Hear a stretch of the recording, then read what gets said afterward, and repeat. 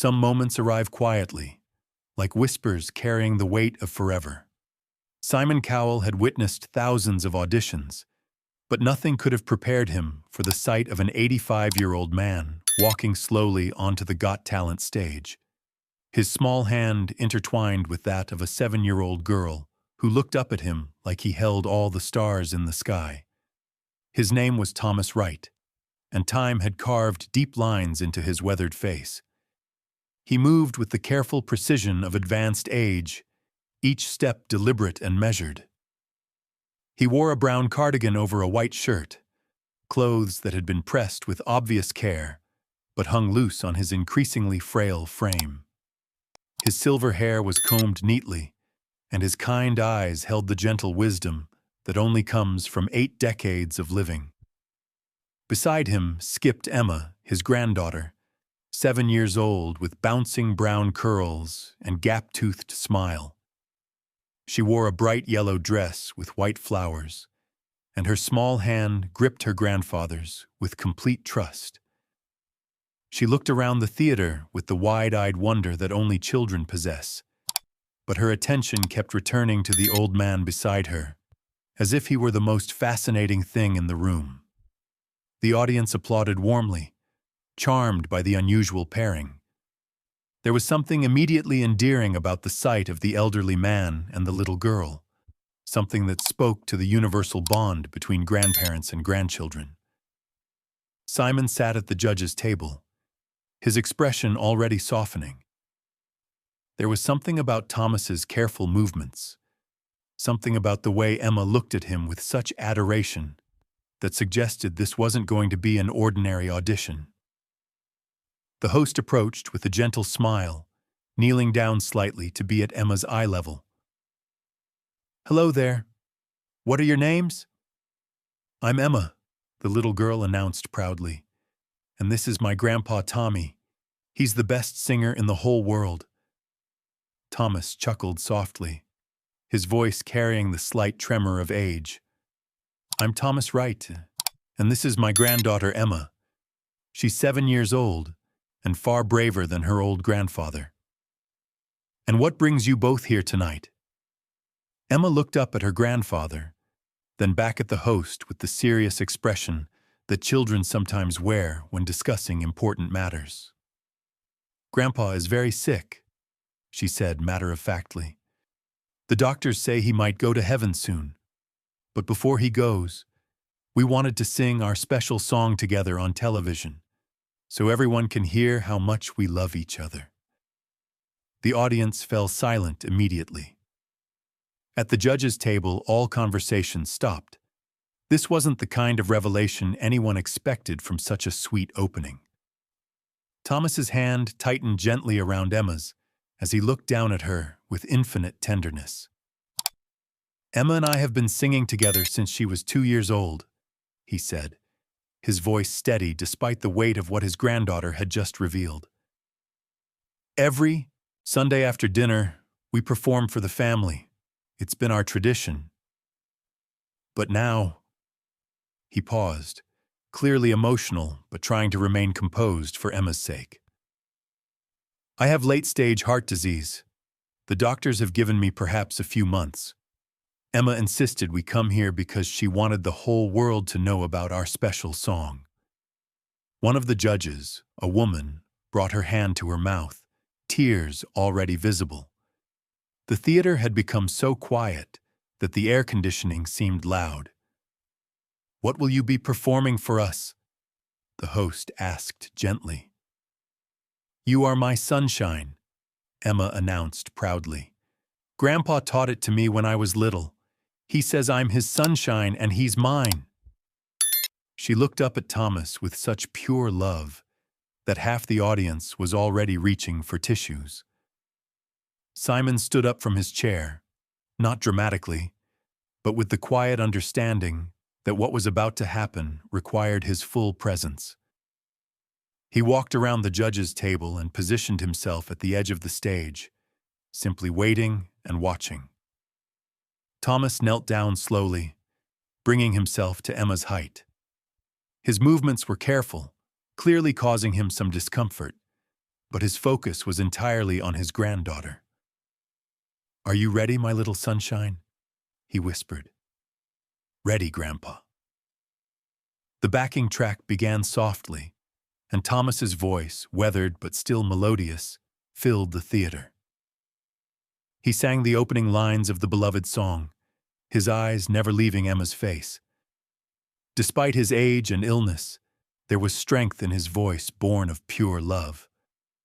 "You are my sunshine, my only sunshine. You make me happy when skies are gray." Emma joined in on the second line, her sweet, high voice blending with her grandfather's deeper tones. She sang with the unconscious confidence that only comes from years of practice and absolute trust in the person beside you. The audience was transfixed. This wasn't a performance in the traditional sense. It was something far more precious. It was the sound of unconditional love, of a bond that transcended generations, of time running out, but being used for something beautiful. As they reached the chorus, Emma stepped closer to her grandfather, and he wrapped one arm around her while they both held the shared microphone.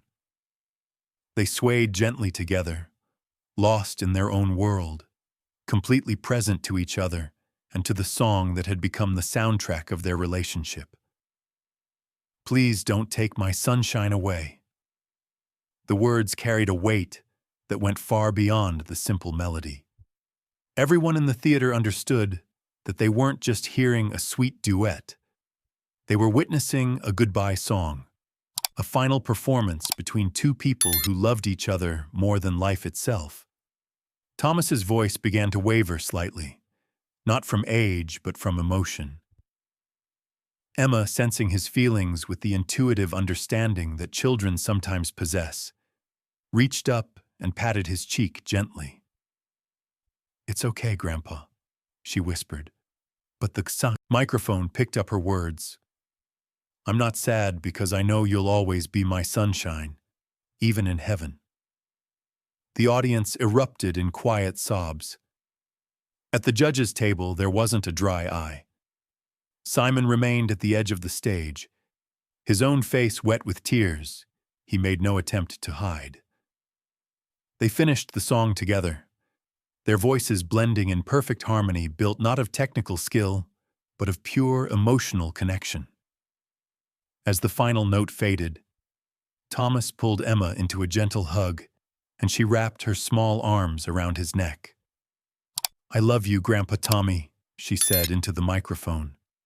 "And I love you, my little sunshine, forever and always." The silence that followed was profound. Then Simon began to walk onto the stage, slowly, respectfully. When he reached them, he knelt down beside Emma, bringing himself to her level. "Emma," he said, his voice thick with emotion, "that was the most beautiful song I've ever heard. And Thomas, you have taught your granddaughter something more valuable than any talent. You've shown her what love looks like." He stood and addressed the audience, then turned back to Thomas and Emma. "Some performances are about entertaining people, but what you two have just shared with us is about something infinitely more important. You've shown us that love is the only thing that really matters, that the bond between grandparents and grandchildren is one of life's greatest treasures." Without hesitation, Simon walked to the golden buzzer and placed his hand on it. "This is for love that lasts forever," he said. "This is for grandfathers who become heroes and little girls who understand what really matters." He pressed the golden buzzer. Golden confetti exploded from the ceiling, the lights turned gold, and the music played. But the atmosphere wasn't celebratory in the traditional sense. It felt like a blessing, a recognition of something sacred that had been shared. Emma clapped excitedly at the golden shower, but Thomas simply held her close, overwhelmed by the response. The audience gave them the longest, most heartfelt standing ovation in the show's history. After the cameras stopped rolling, the celebration continued for over an hour. Thomas and Emma were surrounded by audience members, judges, and crew members, all wanting to thank them for sharing something so precious. Simon spent a long time with them, talking quietly with Thomas about legacy, about love, about what it means to leave something beautiful behind. Before they left, he arranged for professional recording equipment to capture more of their songs together. "Emma should have these recordings forever," he told Thomas, "and the world should hear more of what you two have created together." Their audition aired 3 weeks later and became the most watched Got Talent moment in television history.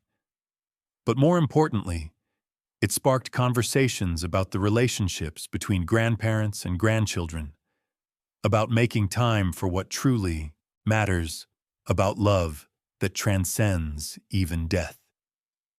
Thomas passed away peacefully 2 months later, with Emma and the entire family around him.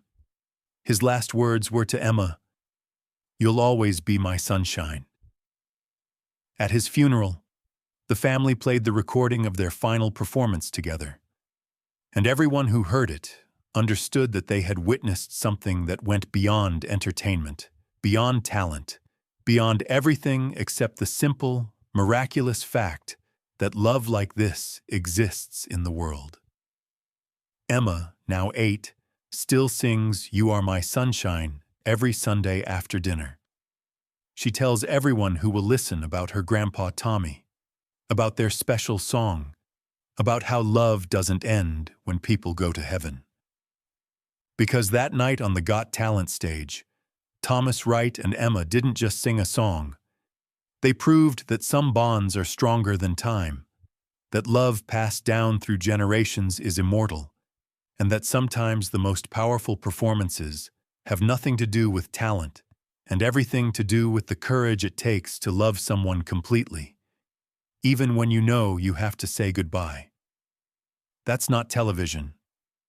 That's the sound of forever, captured in 3 minutes and 27 seconds of pure, unconditional love.